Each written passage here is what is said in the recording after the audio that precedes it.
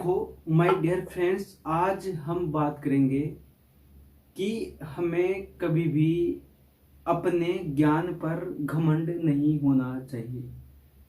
देखो, अगर आदमी को अपने ज्ञान पे घमंड है ना, तो वो उसे पता ही लगता कि वो कब गलत रास्ते पे चला गया और कब क्या गलत कर रहा है। तो देखो, इसी तरीके से मैं आप लोगों को एक बड़ी इंटरेस्टेड स्टोरी लेके आया हूँ आपके लिए।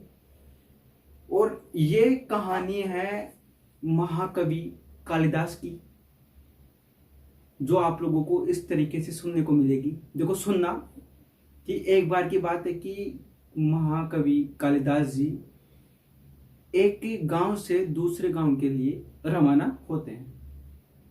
अब चलते जाते हैं तो उन्हें रास्ते में प्यास लगती है। अब उन्हें रास्ते में प्यास लगती है तो वो थोड़े दूर देखते देखते चलते हैं तो उन्हें एक कुआं दिखाई देता है, जिसके पास एक स्त्री पानी भर रही थी। उस पानी मतलब उस कुएं में से स्त्री पानी निकाल रही थी अपने पीने के लिए। तो देखो, कालिदास जी उस स्त्री के पास जाते हैं और वो बोलते हैं कालिदास जी की, हे महिला, आप मुझे पानी पिला दो। तो जो वो स्त्री है वो मना कर देती है कि मैं आपको जानती नहीं पहचानती नहीं, मैं आपको कैसे पानी पिला सकती हूँ, पहले आप मुझे अपना परिचय दीजिए। अब इतनी बात सुनकर कालिदास जी क्या थोड़ा क्रोधित हो जाते हैं, क्योंकि कालिदास जी को अपने ज्ञान पर बहुत ज्यादा घमंड था। अब घमंड था तो कालिदास जी बोलते हैं कि अपना नाम नहीं बताते हैं, परिचय तो इस तरीके से देते हैं कि मैं यहाँ का मेहमान हूँ। तो वो स्त्री बोलती है कि संसार में तो बस दो ही मेहमान हैं, एक तो धन और एक यौवन। कि इस संसार में तो दो ही मेहमान हैं, एक तो धन एक यौवन।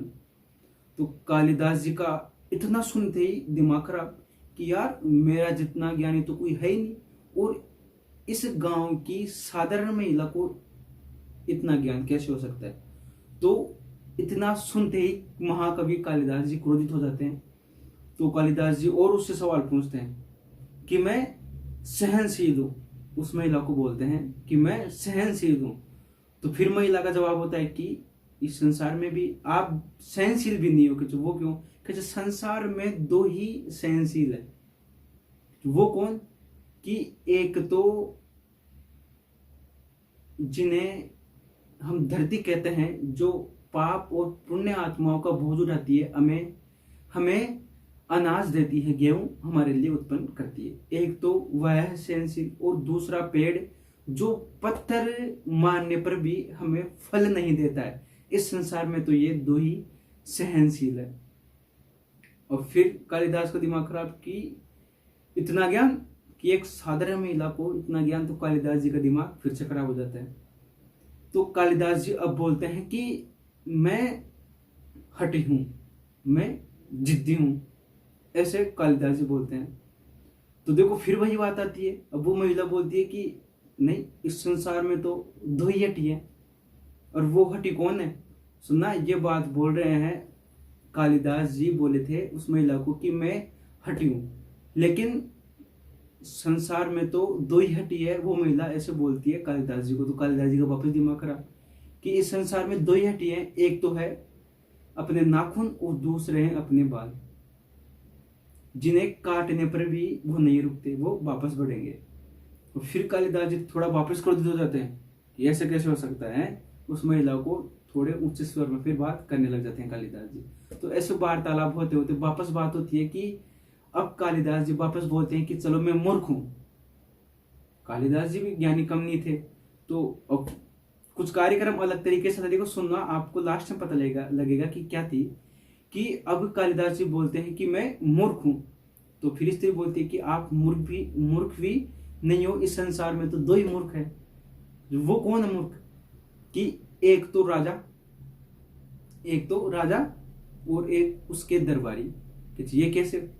कि जिस राजा को ज्ञान नहीं हो वो फिर भी राजपाट चलाता हो, तो वो ये संसार का सबसे बड़ा मूर्ख। और दूसरा मूर्ख है वो दरबारी, जो राजा की गलत बात पे भी राजा की प्रशंसा करते हैं। कालिदास जी इतनी बात सुनते ही उस स्त्री के चरणों में जाके गिर जाते हैं और चरणों में गिरते ही बोलते हैं कि मुझे बहुत प्यास लगी है, आप मुझे पानी पिला दो। अब इतना बोलने के बाद कालिदास जी, वो महिला थी जो बोलती है कि आप खड़े हो। तो जैसे ही कालिदास जी अपना सिर ऊपर करते हैं तो देखते हैं कि देवी सरस्वती खड़ी हुई रहती है। कि जैसे ही कालिदास जी अपना सिर ऊपर करते हैं तो उनको दिखाई देती है देवी सरस्वती।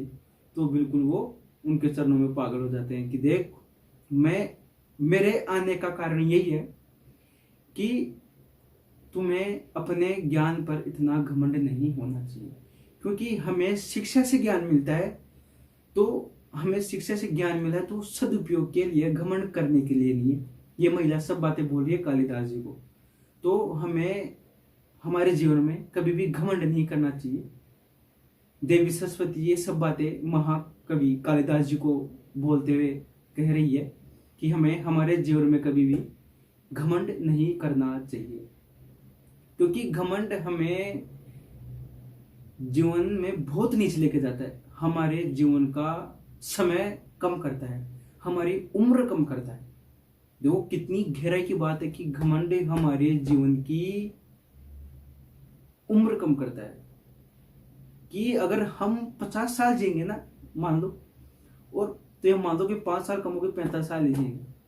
तो देखो घमंड का कितना बड़ा रोल है हमारे जीवन में। तो देखो हम लोगों को हमारे जीवन में कभी भी घमंड नहीं करना चाहिए, क्योंकि घमंड आदमी को हमेशा नीचे धकेलता है, हमेशा आदमी के अंदर नेगेटिव विचार लेके आता है। और अगर आदमी के दिमाग के अंदर नेगेटिव विचार आते हैं ना, तो उससे फिर कोई नहीं बचा सकता। फिर तो वो अपने गलत रास्ते अपने गलत रास्ते वो खुद ही सुन लिया।